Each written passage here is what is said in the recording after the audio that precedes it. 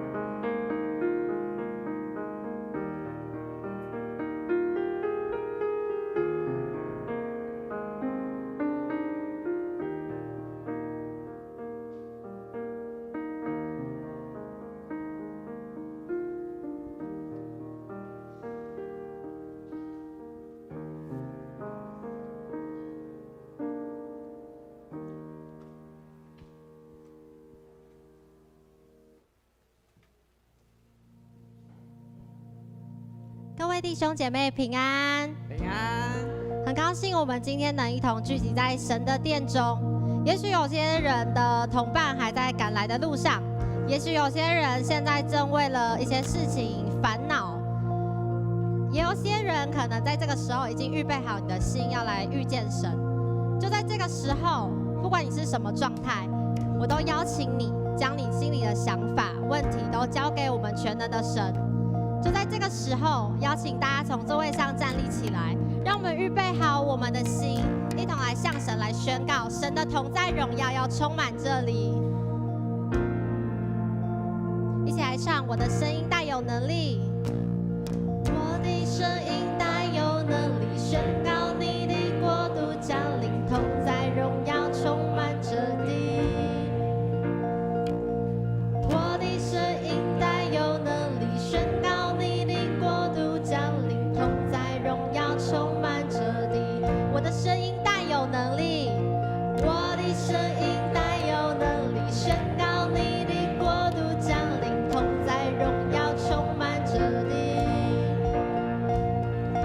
我的声音带有能力，宣告你的国度降临，同在荣耀充满这地。我要大声敬拜，我要大声敬拜，我要宣告，光明国度就在这里。我要大声敬拜，我要宣告，黑暗仇敌必要离去，黑暗仇敌必要离去。我们一起来呼喊，我的声音带有能力，宣告你的国度降临，同在荣耀充满这里。一起来拍手，我的声音带有能力，宣告你的国度降临，同在荣耀充满这里。大声敬拜，我要大声敬拜，我要宣告，光明国度就在这里。我要大声敬拜，我要宣告，我要大声敬拜，我要宣告，光明国度就在这里。我要大声敬拜，我要宣告。邀请大家一起来宣告，我要来宣告，大声地宣告，在荣耀就在这里。对神来说，主我要宣告，大声地宣告，你的国度就在这里。我要来宣告，我要来宣告，大声地宣告，同在荣耀就在这里。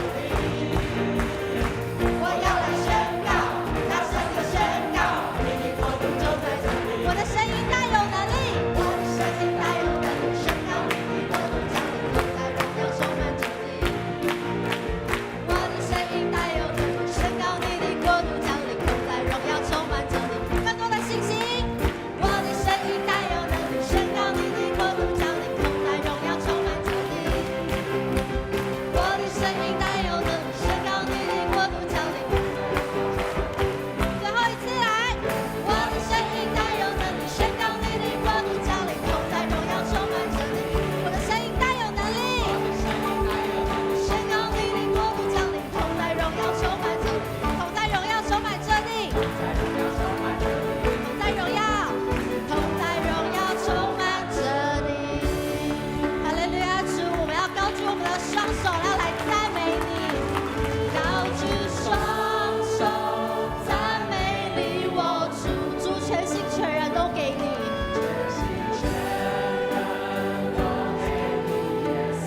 主，我们一生一意为要活出你的荣耀。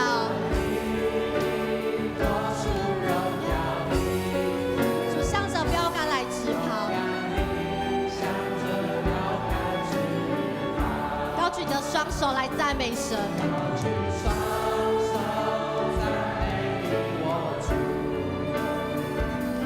全心全人都给你，耶稣，一生一意活出荣耀的护照，勇敢地向着标杆直跑，跟随耶稣，跟随耶稣，爱我的主，我爱你，耶稣。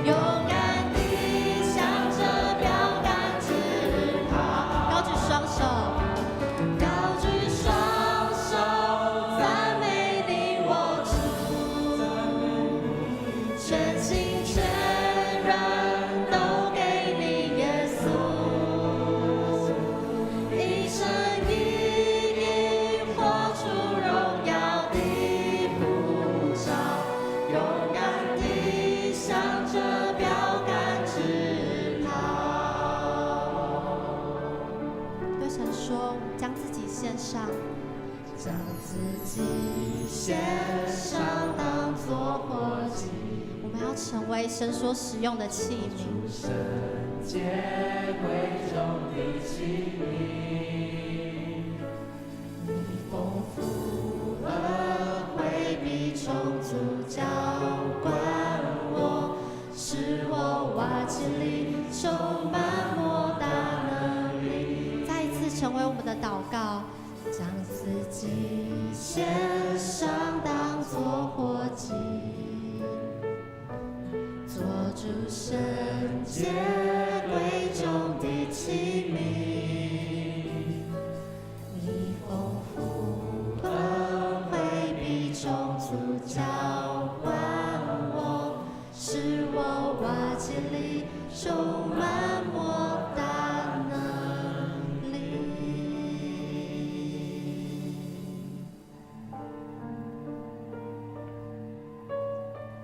腓立比书2章4到5节这样说：个人不要单顾自己的事，也要顾别人的事。你们当以基督的心为心。现在让我们一起用安静的心来唱这首诗歌，用圣灵。用圣灵与火为我施行，让我充满天上的能力，让生活烧尽邪情和私欲，因为我愿为成为我们的意象，成为我的意象，荣耀救主，让万国的荣华尽都失色，赐我勇敢的心，义无畏惧，因为我愿为你定恒守引我们前行。定恒守引我前行，我只愿合你心意，看万事为损失，受苦为小事，靠你的恩典站立，定恒守引我前行，我只愿合你心意，看万事为损失，受苦为小事，靠你的恩典站立。现在想要邀请各位弟兄姐妹们一起闭上眼睛，来向耶稣的爱做回应的祷告。感谢耶稣，让我们可以生而为人，身处在这个群体、这个世界当中，让我们透过互动与人连结，去看见彼此的软弱以及需要。就求主你赐下更多的爱与怜悯，让我们可以有从你而来的眼光来看这个世界，以你的心为心，使我们活出你荣美的形象，成为世界上的光和盐，作为你的真门徒。奉主耶稣的名求，阿们。让我们一起从头来唱，用圣灵与火为我施洗。用圣灵与火为我施洗，让我充满天上的能力，让生活烧尽邪情和私欲，因为我愿为伸手引我们前行。定恒守引我前行，我只愿合你心意，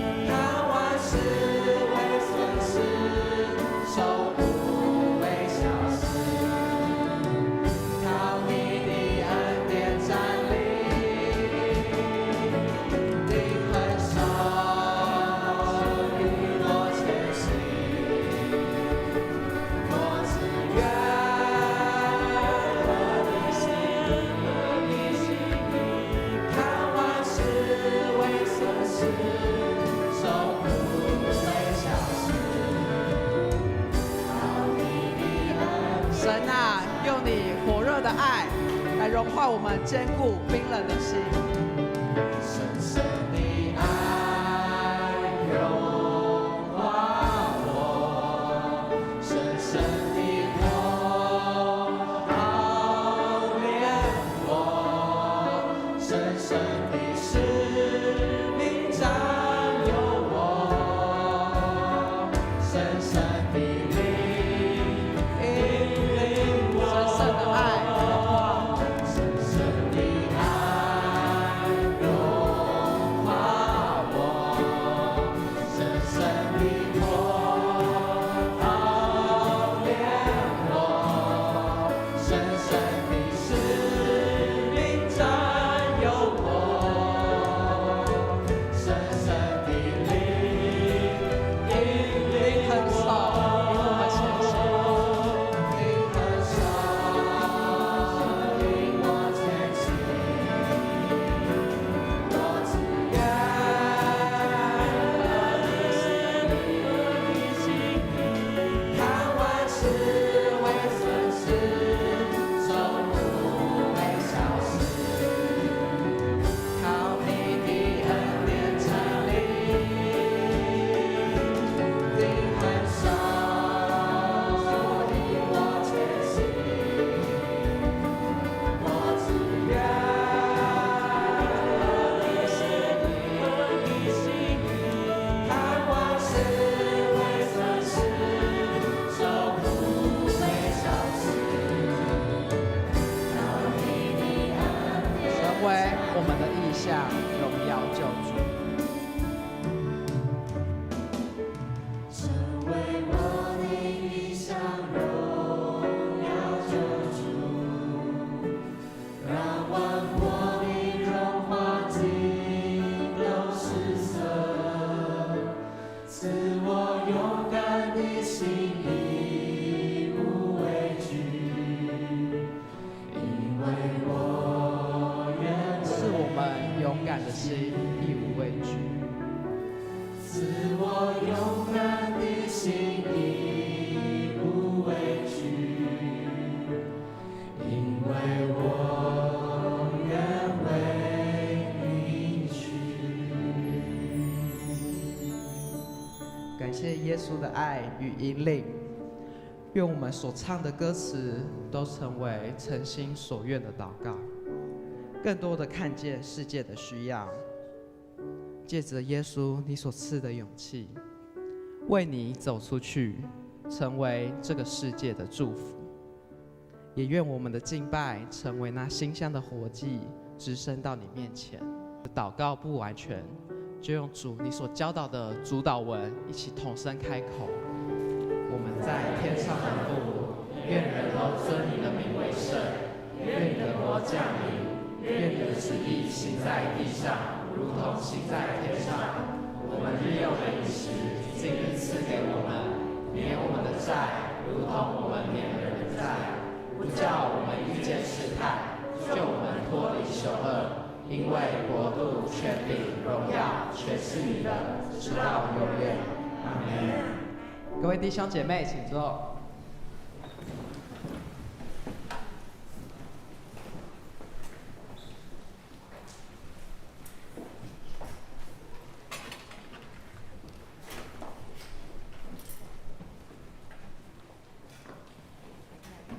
各位弟兄姐妹，大家平安。今天是教会所定的关怀主日哈，那我们特别要关心西罗亚诗班他们的服事、他们的事工和需要。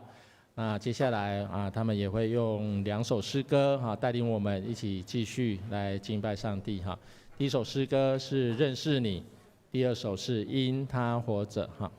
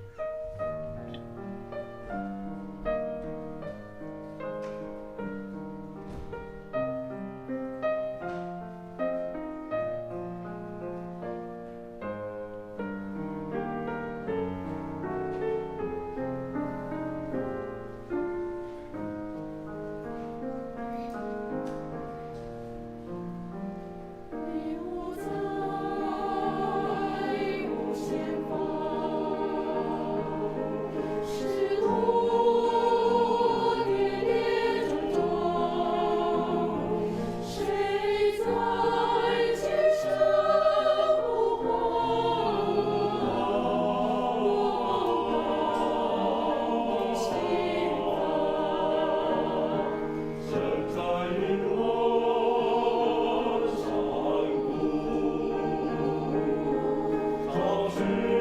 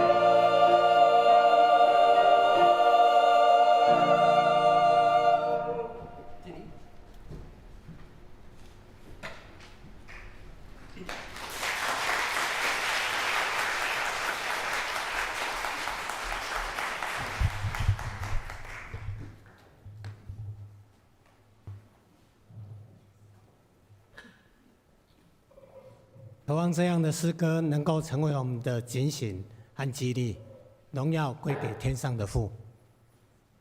我们一起来攻读神的话语。今天的章节记载在新约圣经马太福音书25章31到40节，还有路加福音书16章19到24节。请翻开现代中文译本45页。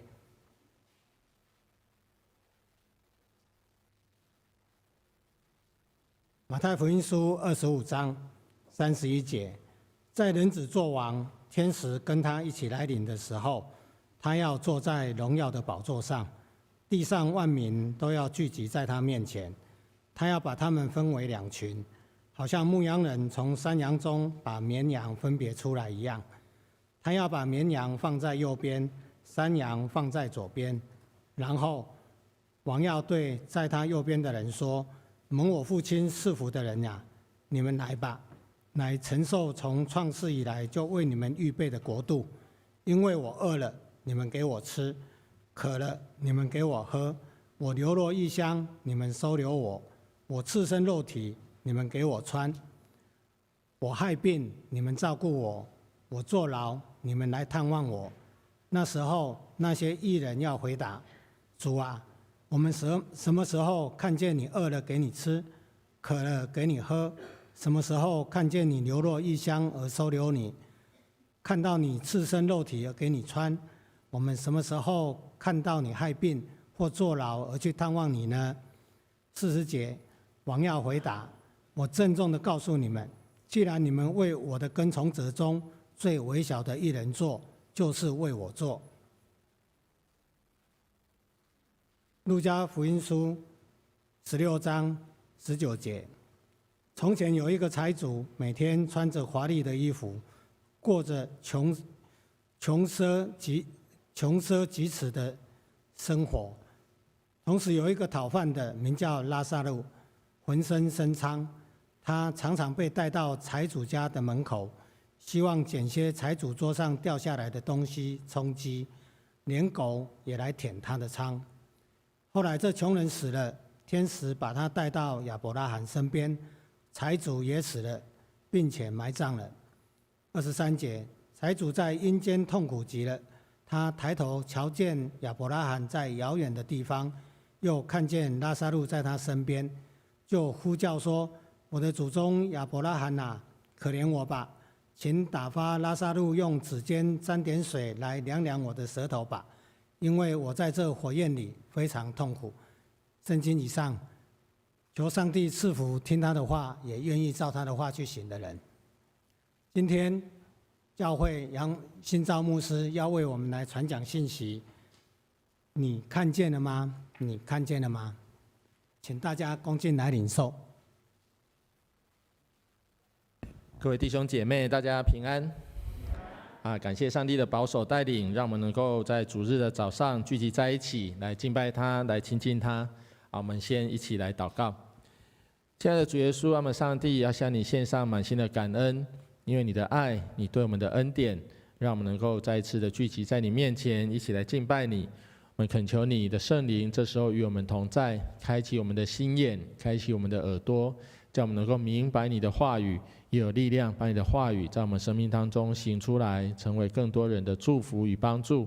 在我们接下来的时间，全然摆上在你面前，求主你亲自来保守带领。我们将祷告奉耶稣基督的名，阿们。今天是教会所定的关怀主日，那我们要特别一起来关心西罗亚诗班的事工。我要稍微问一下大家哈，你今天听到西罗亚诗班的献诗之前，你知道有西罗亚这个诗班吗？有没有不知道的？应该都知道了哈，可能有一些人有少数几位哈。西罗亚这个名词的意思哈，它是从约翰福音第9章圣经里面出来的。它这西罗亚这3个字的意思就是奉差遣、被差遣的意思哈。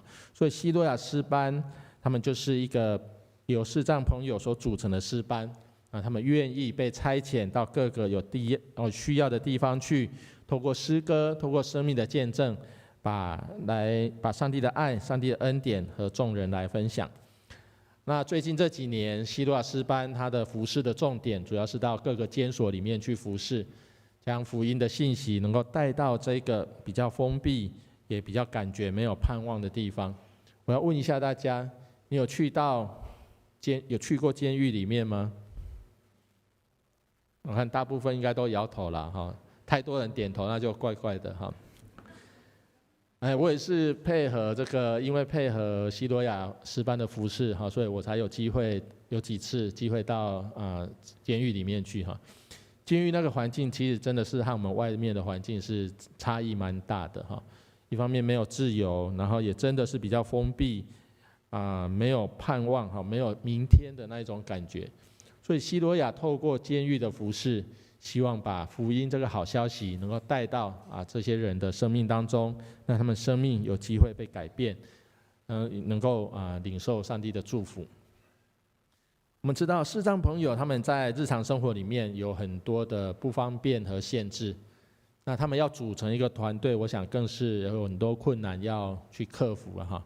我们刚刚看到他们要上台哈，以我们来说，我们要就定位应该不困难哈。不过对他们来说，要站到一定的位置，要有一个整齐的队形，可能就是不容易的事情。生活里面有很多的不方便，很多的限制。比如说合唱团，我们通常都会有个指挥，对不对？但是盲人的合唱团，他们没有办法看指挥，他们彼此之间的默契可能需要更多的时间去培养。那我们一般的合唱团可以看着谱来唱，看着歌词来唱。刚他们有拿歌词出来看吗？没有，他们的歌词旋律完全都是要背下来。我们今天是只有唱2首，我们去监狱大概都会唱10首左右，10首歌完全从头到尾都是背下来的。所以他们在服事的过程里面是要付出很多的时间、精神去做练习，但是他们很愿意，因为他们知道上帝已经给他们够用的恩典，所以他们也愿意把所领受的去和更多人一起分享。有人做研究了哈，我们从外界我们的各种感官从外界接收到的讯息里面眼睛是最多的，视力接收到的讯息是最多，大概超过80%以上是视觉的这个讯息哈，所以我们可以想象失去视觉对一个人的生活真的是有非常多的不方便。像我之前曾经问过希罗亚他们的团员说比如说你们今天要出门，你要穿衣服。你怎么决定你要穿哪一件衣服？你用摸得出来是哪一件吗？特别是一样款式、颜色不一样，那怎么办？当然他们有他们解决的方法哈。不过我们可以想象，真的是有很多不方便要去克服了哈。那相对来说，我们肉体的眼睛不方便，会有很多的限制。那我们属灵生命的眼睛呢，重不重要？我们属灵生命的眼光是不是健康？这个也是非常重要。那我们今天就要透过耶稣所讲，我们刚所读的2个比喻，一起来思考，什么是一个跟随基督的人应该有的眼光？什么是每一位基督徒应该真正用心去看见的事情？好，我们今天要透过这2个比喻，一起来思考这个很重要的主题。今天我们读的第一段经文在马太福音的25章，它的背景是耶稣的服事已经来到最后的阶段。马太福音总共28章，25章已经是最后的阶段。耶稣他特别用这个比喻来提醒所有跟随他的门徒，怎么样能够成为合上帝心意的跟随者。所以我们如果仔细看这个比喻，他在讲的是关于最终审判的标准。当我们每个人在上帝的审判台前的时候，上帝用什么标准来看我们？所以这个比喻是非常重要的，我们必须要很多来深思，很多来了解的一个比喻。这个比喻里面，首先有提到2种羊，我们先看第一种叫绵羊。绵羊呢有什么特色？它通常是白色的，不完全是，但是大部分的绵羊是白色的。那它和山羊比较起来会更有价值，因为绵羊它的毛可以定期的剪，那就很有价值。那比较起来绵羊也比较温驯，所以耶稣在这个比喻里面用绵羊来比喻说那些愿意顺服他的教导，去看见别人的需要和欠缺，并且愿意实际付出行动的那一些人。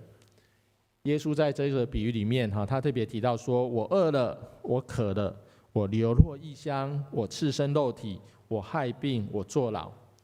耶稣提的这些状况，就是当时社会中最弱势的那一群人，他们所遭遇的事情。这群人是最需要被帮助的人。那耶稣连接到，我们今天没有读到最后，最后还有一段，耶稣他说，能够承受上帝国度、上帝所预备的国度的人，就是能够看见这些弱势者他们的需要，也愿意在他们的需要上面付出实际行动的人。这是耶稣透过绵羊在给我们的教导。我们愿意在这些最微小的人身上付出我们的行动。耶稣说，这些都是做在他身上，最终也要得到上帝的奖赏。第二种羊叫山羊，山羊相对来说通常比较多是黑色的哈。那它和绵羊白天的话，它会和绵羊一起在同一个地方吃草哈。但是到了晚上呢，山羊它因为比较没有毛，比较怕冷，特别是冬天寒冷的时候，晚上山羊必须要进到室内，所以这个牧羊人他就要在晚上到的时候，要把绵羊和山羊来做区分，这个背景是这样子。耶稣用山羊来比喻那些只把眼光专注在自己的需要上面，看不见那些微小者的需要的人，耶稣用山羊来比喻他们。耶稣最终也说，我们今天后面这段没有读，但是我们可以继续读下去。他说，这样的人无法承受上帝的国度，因为他们并不真正认识上帝的恩典。上帝的恩典这么大，我们领受了之后，有这样的义务去跟别人分享，但是这一群人却只看见自己的需要，不愿意跟人分享。我们在看这个比喻的时候，有一点我们要非常注意哈。有些人可能会想说，绵羊就是讲这些我们跟随耶稣的人，山羊就是还不认识耶稣的人，是吗？这比喻里面好像不是这样子。这比喻里面应该说，不管是绵羊、山羊，其实都是已经认识耶稣、跟随耶稣的人，但是他们对这群弱势者的态度不一样，导致最后他们的结局会不一样。所以这个比喻其实很值得我们已经是基督徒的人成为我们生命的警惕。想想我们的信仰有没有带出那个实践的行动力，还是我们的信仰仍然停留在我自己的需要、我想要什么上面。耶稣他不只在这个服事的最后阶段才开始关心弱势者，耶稣他其实从他的一开始服事的时候，他就很关心这一群社会上最弱势、没有人愿意与他们在一起的人。耶稣要服事之前，在一次他进到犹太人的会堂里面，打开旧约圣经以赛亚书，他读了一段经文来说明他接下来服事的方向。这段经文这么说：主的灵临到我，因为他拣选了我，要我向贫穷人传佳音。他差遣我宣告，被掳的得释放，失明的得光明，受欺压的得自由，并宣告主拯救他子民的恩年。这在路加福音第4章的地方所记载的。这段经文里面有提到什么？有提到贫穷人，提到被掳的，提到失明的，提到受欺压的。这几个对象刚好也就是当时社会上最弱势的人。所以耶稣他的服事，我们可以这么说，从头到尾他都是选择与那些最软弱、最弱势、最需要帮助的人在一起。耶稣总是愿意向他们伸出关怀、接纳、医治的手。所以我们如果读福音书里面，我们会时常看到耶稣关心那个到井旁来取水的妇人，耶稣接纳也赦免那个行淫被抓到的妇人，耶稣拣选那个大家都讨厌、没有人愿意跟他在一起的税吏成为他的门徒。耶稣医治所有有各样疾病的人。耶稣他的服事一直是以弱势者为中心的。我想这一点要成为我们每位基督徒，甚至是成为我们教会一个很重要的提醒。我们的信仰、我们的服事、我们的事工，专注的焦点在什么样的人身上？我想透过这个比喻，我们可以一起来学习。接下来我们要来思考一个关于肥胖和健壮的事情哈。最近我如果有机会和比较长时间没有见面的同学朋友见面的话哈，他们都会跟我说一句话说：“哎，你最近好像比较壮哦。”你们觉得这句话是什么意思？够聪明的话，你们应该听得出来哈。真正意思是说，哎，最近有比较胖哦，哈，但是讲的比较好听一点了哈。你们觉得壮和胖有没有不一样？有哈。其实他们有共通点呐哈，很强壮和稍微比较胖哈，有个共同点就是看起来都比较大只一点哈。但是实质上有没有不一样？我想其实有不一样哈。壮可能是你吃进来的多，但是你也透过训练来消耗，所以你会变得结实。我举一个例子哈，最近新闻很红的被开枪的这个馆长哈，他那个就是很壮了哈，很大只，但是他是有训练，所以就很壮哈。胖就不太一样，胖可能就是吃进来比较多，但是出去的比较少，所以就会一直累积。我们的身体有强壮或肥胖的这个分别。我们属灵生命也一样，有这样不同的分别。那你的属灵生命到底是强壮或者是肥胖呢？重要的关键是什么？是我们是不是能够把我们所学习的，从上帝所领受的恩典和别人分享出去？愿意分享出去的，那你的生命就会成为一个健康的、健壮的生命。所以耶稣在接下来我们要看的这个比喻里面，财主和拉撒路的比喻里面，他在提醒门徒，什么样的才是上帝合上帝心意的生命的态度哈，健康的被上帝所喜悦的生命态度。我们要透过这个比喻一起来看。这比喻里面首先提到财主，财主他的状况怎么样呢？圣经很清楚的告诉我们，第一个，他天天奢华宴乐哈，穿很漂亮的衣服，很贵的衣服，吃很好的这些食物哈，每天过着奢华宴乐的生活。然后呢，对拉撒路视而不见。拉撒路每天被人带来放在他的门口，或是说桌子边哈，希望得到帮助。但是看起来这个财主从来没有正眼看过这个拉撒路，从来没有注意到有一个需要帮助的拉撒路在他的身边。这个财主他的眼光可以说只是专注在自己的需要、自己要做的事情上面。我们如果看这个经文哈，很讽刺的，财主他什么时候才真正看见拉撒路？我们看经文的发展哈，到最后财主死了，到阴间去；拉撒路死了，被上帝接去到亚伯拉罕那里去。在这种状态之下，财主他才真的第一次看见拉撒路。不过圣经告诉我们，来得及吗？为时已晚，你已经错过那个你可以行动的机会。所以对财主来说，我们或许会觉得他是少做了一件应该做的好事，对不对？但是我想从上帝的标准来看，他不只是错过一件可以做的好事而已，他是错失了上帝对他的命令。帮助穷人，帮助有需要的人，这个是上帝的命令，不是我们可以选择的一件事情。和这位财主的状况完全相反的是耶稣他的状况。主耶稣他的生命刚好和这个财主的生命是完全不同的。从圣经里面我们看到耶稣四处去服侍居无定所圣经说他没有枕头的地方意思说因为要到处去，甚至连住的地方都没有。耶稣他乐意为人来摆上自己，愿意走牺牲奉献的道路。耶稣他不为自己求益处，而是尽力的分享恩典。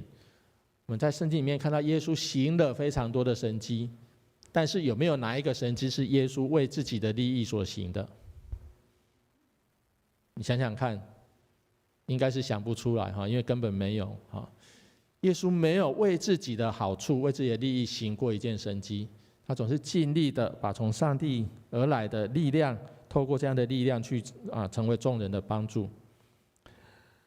耶稣透过这个比喻在提醒我们，真正的信仰其实是要愿意在别人的需要上面付出行动。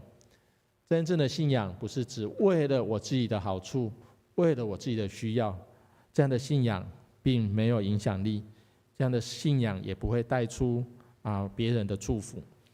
真正的信仰是要用行动去实践的。有一段经文这么说雅各书第2章的15到17节你们当中有弟兄或姐妹没得穿没得吃，你们却对他说平安平安，愿你们穿得暖吃得饱，而不供给他们所需要的，那有什么用呢？同样，信心没有行为就是死的。这经文讲得非常的直接，信心若没有行为就是死的。你的信心若只是停留在你的头脑里面，停留在你的认知里面，却带不出一个有影响力的行动，那这样的信心，这样的信仰其实是失去它的价值与意义的。接下来我要举一个例子，用行动去实践信仰的让人非常感动的例子。你们知道这个人是谁吗？应该知道德蕾莎修女非常有名的一个人我要稍微介绍她所做的事情她在1910年的8月26号出生所以她生日就在前几天，今天8月30我想有一些人可能有收到你的 Facebook 或 LINE 上面有收到一个讯息在介绍德蕾莎修女她做的很让人感动的事情。我把里面其中几点跟大家分享德蕾莎她很小的时候就立志要做修女，要服侍上帝服侍众人那她到18岁的时候已经成为修女，然后被派到印度这个地方在这里来服侍那到1952年她看见当地的人的需要，她就创立了一个机构，叫做垂死者之家垂死者之家做什么事情呢？就是收容和照顾那些被遗弃的婴孩，或是垂死没有人照顾的这些老人这些人都是当时当地的社会里面最底层的那些最软弱无助的人他们的这个机构就专门做这些事情。那透过他这样的服事，就带来很大的影响力对整个社会有很大的祝福，得到很多人的肯定那到了1979年，他就被推荐能够得这个诺贝尔和平奖，最后也得奖了得奖的时候，到了要颁奖的时候，你们想想看那个场面，诺贝尔奖诺贝尔和平奖要颁奖的时候，下面的人，下面都是什么人？应该都是有头有脸、有地位的人。你觉得他们穿的怎么样？会不会穿的 polo 衫、穿着夹脚拖就来？应该不会啦下面这些人应该都穿得很正式但是德蕾莎她穿什么呢？她穿着一件衣服，那件衣服价值1块美金，就大概30块非常普通的衣服。而且这件衣服和她平常在服侍那些贫穷的人、服侍那些街上那些没有人愿意照顾的人，穿的是同一件。为什么她不换一件？因为她没有别件衣服，她就只有那一件衣服所以她穿着那件1美元的衣服去参加去领奖然后领奖完之后，晚上都会有晚宴，让这些领奖的人可以一起来参与当德蕾莎知道今天这场晚宴要花7000块美金的时候，宴请135个人，她马上就提出一个要求说可不可以取消今天的晚宴，把这些钱拿来帮助穷人因为他说你们花了7000块美金，算起来大概就是20几万台币啦让这些135个人吃一餐，但是这些钱呢，如果我拿到印度，可以帮助15000人，他们吃一天德蕾莎她不管何时何地，她想的就是那些需要帮助的人这是她的心她最后当然也把她的奖金甚至把她的奖牌卖了那些钱她都完全拿来服侍穷人这是德蕾莎修女她服侍的精神所以难怪她的服侍会感动非常的多人一起在参与投入。所以到了1980年隔年有一个统计，就是说全球已经有600个机构，接近14万人一起参与在德蕾莎修女她所创立的这样子的服侍的事工那这些人都是志工，都是自愿参加，都是被她所感动、所感召的。那到1997年，德蕾莎她过世，她的祖国应该是在马其顿了那时候就有一个讨论说，她到底是要回去葬在她的故乡，还是要葬在印度？最后的决定是把她葬在印度因为她一生都是为印度这个有需要的人来付出。那甚至当时印度是为她举行国葬从德蕾莎修女的例子里面，我们看到一个真正能够为别人带来祝福，一个真正有影响力的生命，是必须有行动去实践出来的。我们信仰如果永远只停留在我们头脑里面，停留在我们的认知里面，那非常可惜，你不会带出影响力。我想德蕾莎修女可以成为我们一个很好学习的榜样。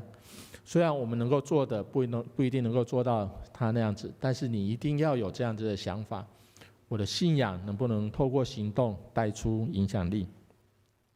最后我们要一起来思考，什么是教会的本质与教会的使命？教会是一群受上帝拣选，也领受上帝恩典的人的聚集。但是不要忘记，这一群人同时也领受一个重要的使命，就是去分享上帝的恩典，分享上帝的爱。所以教会它是信上帝的人的聚集，没有错。但是它是为了那些未信者，为了那些许许多多的弱势者而存在的。我想这个是我们一定要时常放在心里面的。教会应该要为还有许许多多不认识上帝的人、需要帮助的人而存在。我们双联教会其实也透过许许多多社会福利的事工，能够希望成为欠缺和软弱者的帮助。比如说，我们有急难救助帮助真的需要的人；我们有这些弱小的教会机构的补助，希望可以成为他们的支持与帮助。双联教会其实在这样的事工上也很努力在做，但是我们知道，我们永远都做得不够，我们也不会有哪一天真的做得足够。所以我也要请各位兄姐能够继续支持和关心各样的社会福利事工让我们教会能够真正成为一个愿意付出、愿意分享上帝爱与恩典的教会。我们教会能够真正成为更多人的祝福与帮助。第二个，教会既然是上帝所拣选的一群人，那教会它首先要完成的就是要合上帝的心意，让上帝所喜悦。教会不是俱乐部，不是为了满足什么人的需要。教会是基督的身体，是上帝所拣选和呼召的，所以我们就必须要满足上帝的心意，这是最重要的。教会怎么样讨上帝喜悦呢？我们一起来看接下来这一段的经文告诉我们什么是上帝愿意我们做的事情。这段经文在弥迦书的第6章6到8节，他这么说：我该带什么礼物来见上主呢？我该怎样来敬拜天上的上帝呢？我带最好的小牛做烧化祭献给他吗？上主会喜欢我献上成千只的公羊，或上万道河流的橄榄油吗？他会喜欢我献上长子来替我赎罪吗？不，上主已经指示我们什么是善。他要求的是伸张正义，实行不变的爱，谦卑的跟我们的上帝同行。但经文很清楚的提醒我们，为弱势者伸张正义，并用实际的行动去关心他们的需要，这才能够真正满足上帝的心意。愿这些话语、这些经文能够成为我们生命的提醒与帮助，帮助我们在信仰的道路上面能够抓住上帝要我们做的事情，能够成为合上帝心意的人。西罗亚诗班成立到今年31年，这一群肉体的眼睛不方便的视障朋友，他们学习用心灵的眼睛，用属灵的眼光来看见这个社会的需要，也透过教会对他们的支持与帮助，让他们可以用行动走出去，到每个有需要的地方去分享上帝的爱，去见证上帝的爱。我最后要再问一次，你看见了吗？你看见有许许多多的人正在等待我们伸出扶持的手。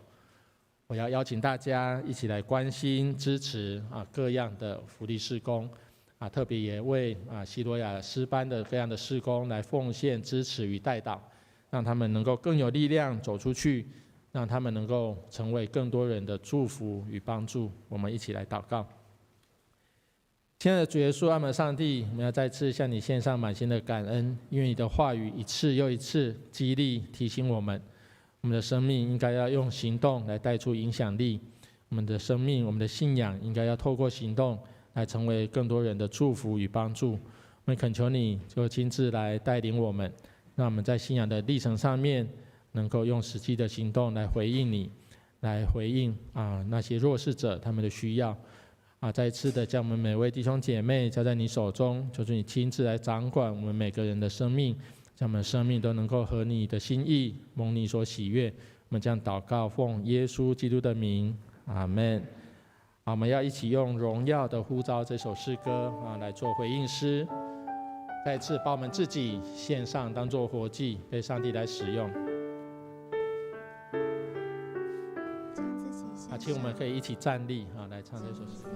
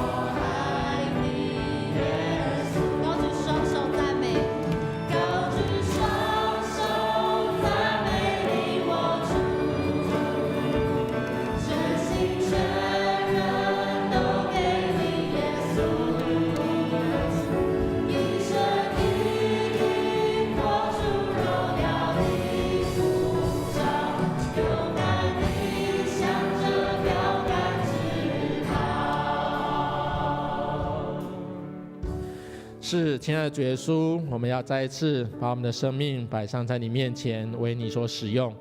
主耶稣，恳求你来使用我们，能够成为更多人的祝福与帮助。求主你来开阔、改变我们的眼光，不再只是看到我们自己的需要，能够看见这个世界，看见更多人的需要，也愿意用实际的行动来回应。主耶稣，求主你来带领我们，将我们一生能够献上，成为活祭，来归荣耀给你，成为这个世界，成为众人的祝福与帮助。我们将祷告奉耶稣基督的名，阿们。好，请坐。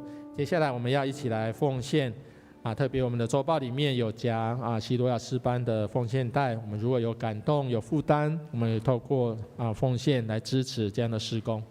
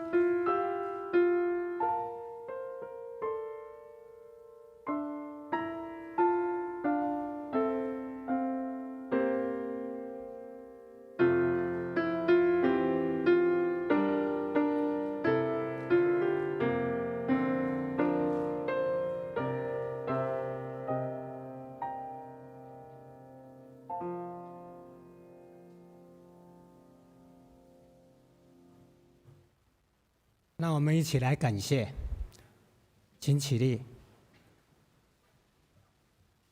爱我们的天父上帝，我们感谢你，感谢你拣选我们每一位成为你的器皿、你的同工，有机会参与在你所有的事工里面。在你的面前，我们恭敬的奉献从你而来的金钱、才能、智慧以及生命，恳求你悦纳、差遣使用。祷告奉主耶稣基督的圣名求，阿们。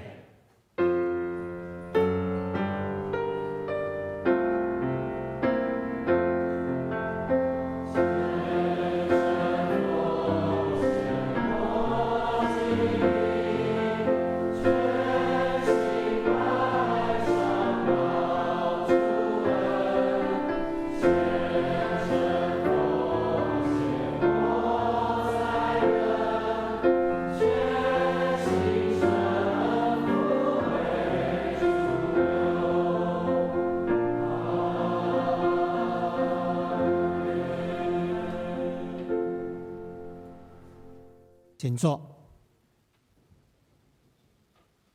我们一起来关心教会的消息，请翻开周报第4页。在这边再一次向各位报告，适逢台风季节，我们教会的礼拜是照常举行的，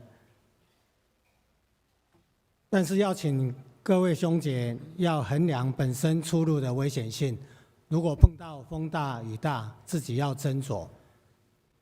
本会消息，本周特别事工，本主日为本会所定的关怀主日，礼拜中特别为西罗亚诗班事工奉献，恳请兄姐继续为西罗亚诗班的宣教事工关怀、代祷及奉献，让更多人透过西罗亚的诗班的诗歌与见证来认识上帝，得到祝福。肢体关怀的部分，恭喜本会友江林泉弟兄，也就是江林文雄、徐吕端夫妇之子，与李婕妤姐妹是李洪哲、陈美仙夫妇之女，定于9月5日，也就是这个礼拜六，上午9点半在10楼礼拜堂举行结婚感恩礼拜。愿上帝赐福新人和他们全家。本会潘泽生弟兄之父潘文辉弟兄于8月25日安息主怀，定于9月5日，也就是这个礼拜六，上午10点在台北市第2殡仪馆景仰楼2楼至上2厅举行入殓告别礼拜，请兄姐关心代祷，愿上帝安慰遗嘱。全教会的培灵会定在9月19号，也就是礼拜六的上午9点40分到下午4点半。这一次邀请到的讲师是竹堂教会的庄孝圣牧师，请兄姐记得要向干事报名。其他的消息请大家自己来看，有很多装备委员会的消息以及圣乐委员会的消息陆续开班，请记得要报名。请牧师来做牧养的祷告。在这里我要代表教会欢迎几位今天第一次来到我们当中的弟兄姐妹。第一位林芷云姐妹哈，芷云，在什么地方？先离开吗？好，然后第二位苏小竹姐妹。好，不在会场哈，我们还是欢迎他们也愿上帝保守带领，赐福我们每一位。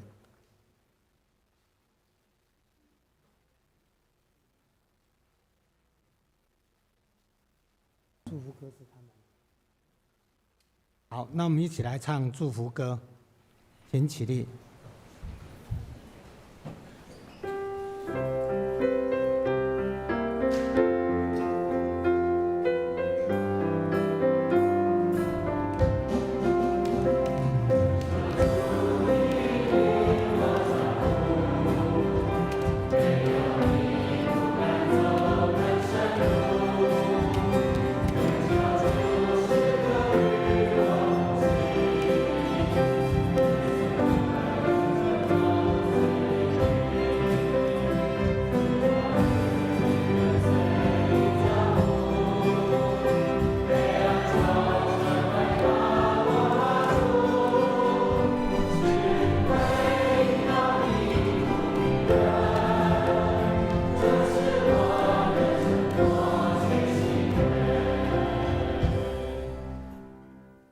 一起来领受上帝的赐福。